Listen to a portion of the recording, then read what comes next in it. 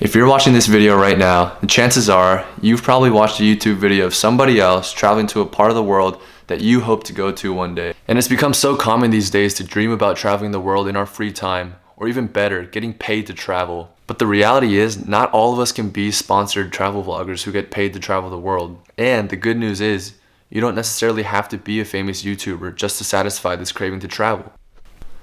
So today, I'm going to share with you my version of getting paid and getting to travel around the world.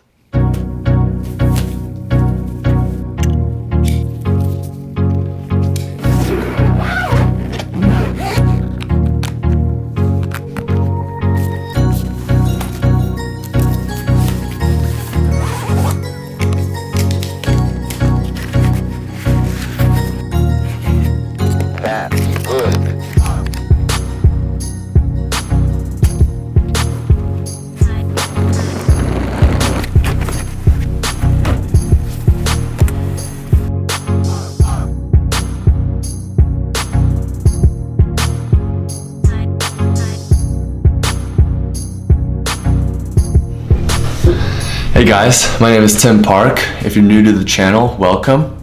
And for those of you who don't know me, I graduated from Georgia Tech last May and I've been working as a consultant since September. And if you guys want to see what a typical work week in my life looks like, I posted a video that I'll link in the description below. So now to get into why you're probably watching this video in the first place. If you haven't realized it already, I'm obviously not a travel vlogger or some famous YouTuber who gets sponsored to go on trips around the world to all these exotic places. But that's fine because I still do get to travel around and I get paid while doing it. If you didn't catch it earlier, I am a consultant.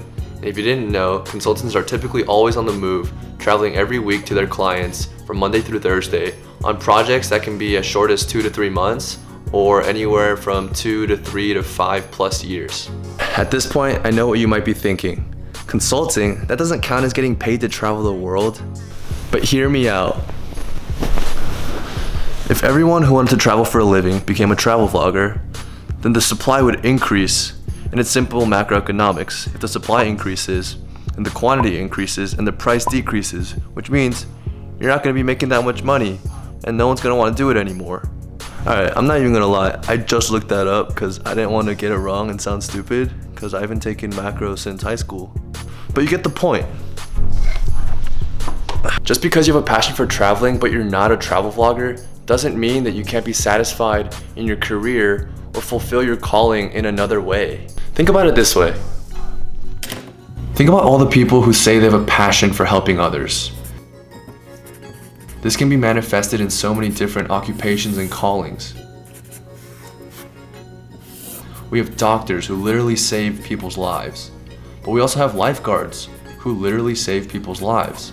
And then you have people like emergency physicians, registered nurses, paramedics, and even 911 dispatchers. We also have police officers who fight to protect the law, and we have judges who also fight to protect the law. Then you have people like criminal investigators, the CIA, correctional officers, attorneys, and all of these people do totally different things, but at the core of it all are helping others. My point is, just because it's not in the first 2 lines of the job description doesn't mean that you can't find what you're looking for where you already are. Take the last 4 months for example. Since September, I've traveled to 4 different cities, 3 of which I've never been to before. And honestly, I probably never would have gone to had it not been for my job, just because they're not your typical vacation destinations. Now, I've been to Herndon, Virginia, Baton Rouge, Louisiana, New Orleans, Louisiana, and now I'm in Alexandria, Louisiana. You've probably never heard of like 2 or 3 of those, but you probably know New Orleans. You might know Baton Rouge if you're like an LSU fan or something. And the other 2 you probably never heard of because I never heard of them until I went there. And now I know these aren't your typical tourist destinations like Paris or Bali or Tokyo, but I still enjoyed my time there. And the best part is, no matter where you go, you can still enjoy the best aspects of traveling, like meeting new people, trying new foods, and just seeing and experiencing new places. You don't always have to be by a beach or in a giant city or around foreigners for it to count as traveling. I even got to try my first Popeye's chicken sandwich here in Louisiana.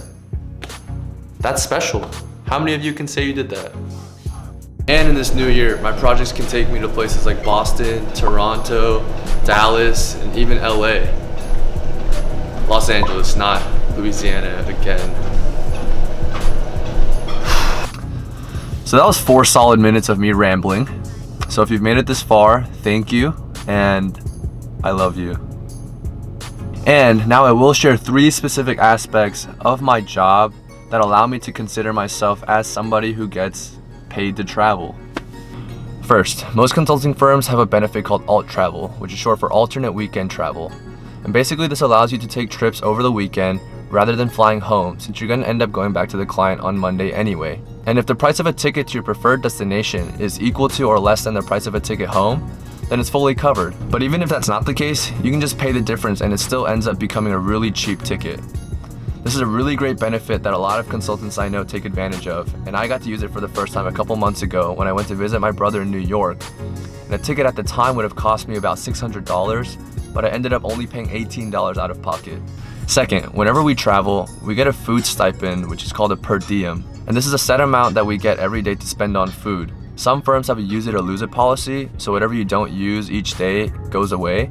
But luckily for me, I get to pocket whatever I don't spend. So I'm literally getting paid to eat because I never spend the amount they actually give me because it's way more than I need. The third and final point is that with all the traveling we do, we accumulate a lot of hotel points and airline points, which can then be used to book flights and hotels on our future vacations. And since we're getting these benefits for free as we travel for work, this is technically just another way that I get paid to travel.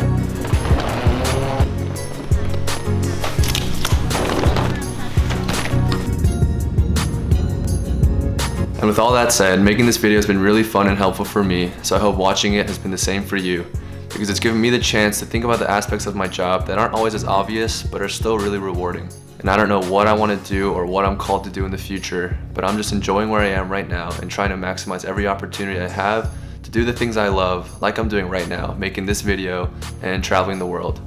So thanks for watching, and I'll see you next time.